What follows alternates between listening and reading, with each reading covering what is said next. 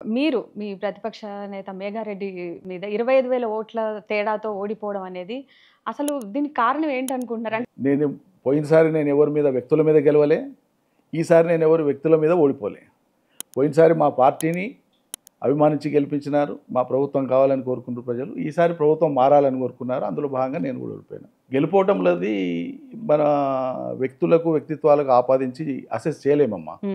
ఎంత గొప్పగా పనిచేసినా ఒక్కోసారి గెలుపోవటంలో ఉంటాయి రాజకీయాలలో. ఈ సాంప్రదాయ రాజకీయవాదులం కాదు మేము. ఏదో రాజకీయాలు ఉంటే ఇవాళ కాకపోతే రేపు పదవి వస్తే ఏం చేయాలి, ఇది కాదు మాది. పదవిని నేను బాధ్యతగా స్వీకరించిన, ప్రజలు ఓడించినా గెలిపించినా నిత్యం ప్రజల మధ్యలో ప్రజల అంశాలనే పట్టుకొని ఉన్నాం. సో అంతిమంగా ప్రజా చైతన్యం పెరగడం, అంతిమంగా ప్రజలకు వసతులు రావడం, అంతిమంగా ప్రజలు ఉన్న స్థితి కంటే మెరుగైన స్థితిలో జీవించడం, ఇది మా లక్ష్యం.